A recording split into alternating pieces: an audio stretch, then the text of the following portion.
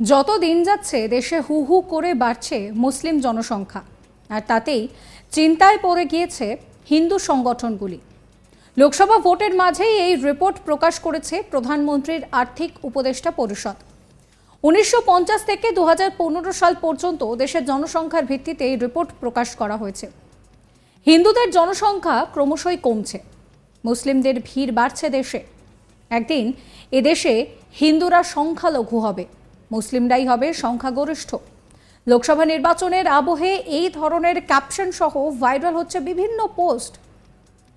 তবে শুধু ভারত নয়, অন্য দেশের জনবিন্যাসও সেখানেও কিন্তু এই রিপোর্টই তুলে ধরা হয়েছে, যেখানে স্পষ্ট বলা হয়েছে যে গত 65 বছরে দেশে হিন্দুদের তুলনায় মুসলিমদের জনসংখ্যা অনেকটাই বেড়েছে।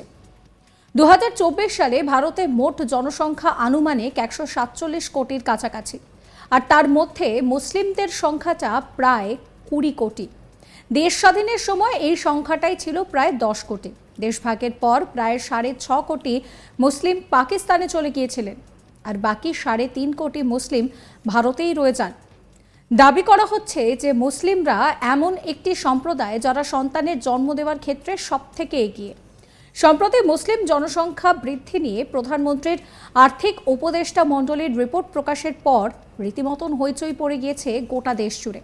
আবার মার্কিন সংস্থা পিইউ রিসার্চের তথ্য অনুযায়ী 2020 সাল পর্যন্ত ভারত মুসলিম জনসংখ্যার দিক থেকে দ্বিতীয় বৃহত্তম দেশ, প্রথমে রয়েছে ইন্দোনেশিয়া।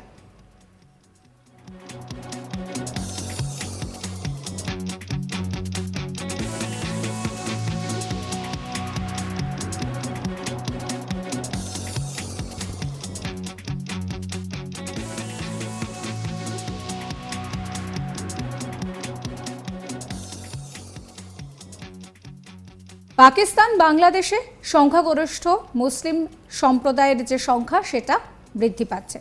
ভারতেও সেই জনসংখ্যা বৃদ্ধির কাহিনী কিন্তু যথেষ্টই গুরুত্বপূর্ণ। 1950 থেকে 2015 সালের মধ্যে দেশের জনসংখ্যায় ভারতীয় সংখ্যাগরিষ্ঠ সম্প্রদায় হিন্দুদের অংশ প্রায় 8% কাছাকাছি হ্রাস পেয়েছে।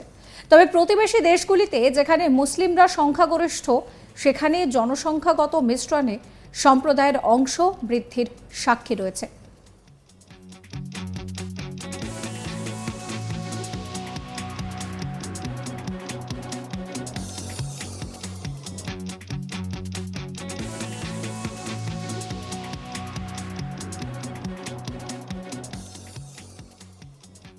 এই 65 বছরে ভারতের সমস্ত ধর্মীয় সংখ্যালঘুদের সংখ্যা অনেকটাই বৃদ্ধি পেয়েছে বলে জানানো হয়েছে রিপোর্টে।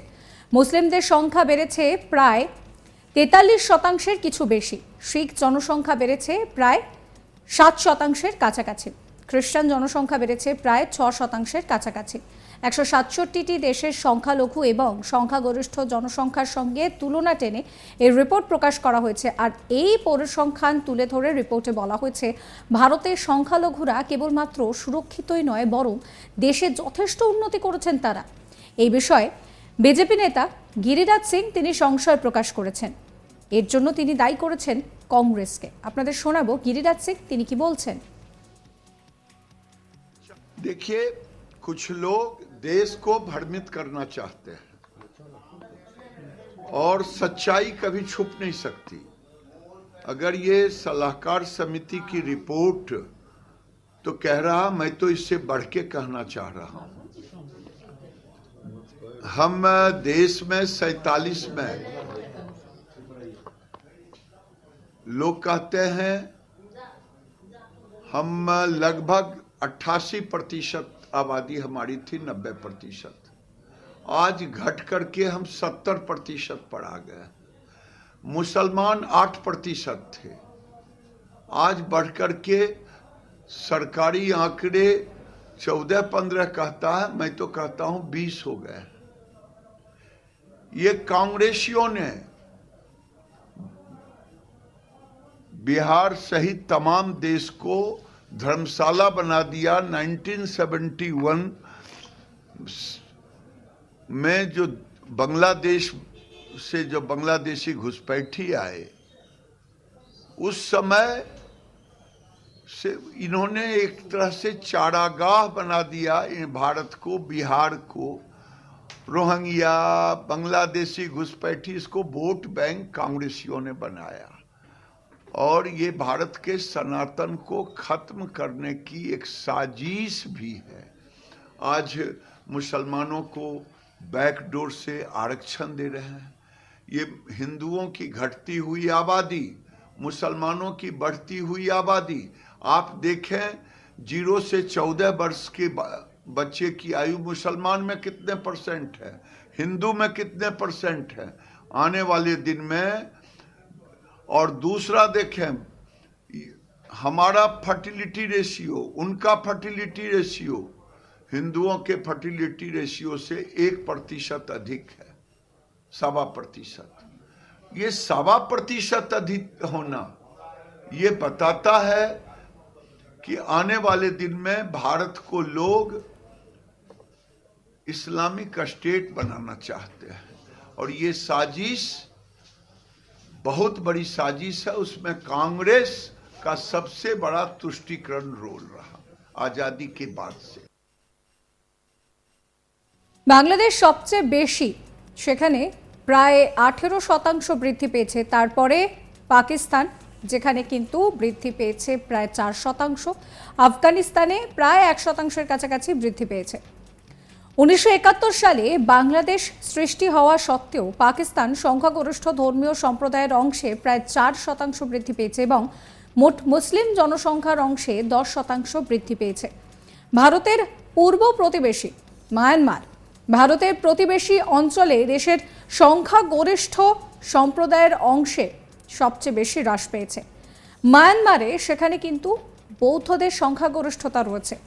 ভারত এবং মায়ানমার ছাড়াও নেপালে সংখ্যাগরিষ্ঠ হিন্দুর জনসংখ্যাও কিন্তু হ্রাস পেয়েছে। মালদ্বীপের সংখ্যাগরিষ্ঠ অংশ কমেছে প্রায় 2%-এর কাছাকাছি। যাই হোক, সংখ্যাগরিষ্ঠ বৌদ্ধ জনসংখ্যা সহ ভারতের প্রতিবেশী ভুটান এবং শ্রীলঙ্কাও 2024 সালের মে মাসে প্রকাশিত সমীক্ষা অনুসারে সেখানেও কিন্তু বলা যেতে পারে যে মুসলিম জনসংখ্যা বৃদ্ধি পেয়েছে।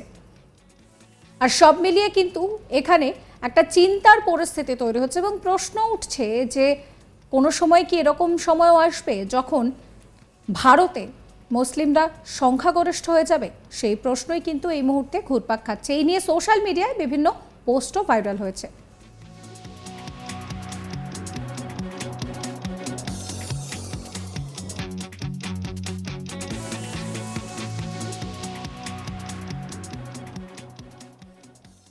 সাবস্ক্রাইব করবেন আজ তাক বাংলার ইউটিউব চ্যানেলকে, ফলো করবেন আজ তাক বাংলার হোয়াটসঅ্যাপ চ্যানেলও।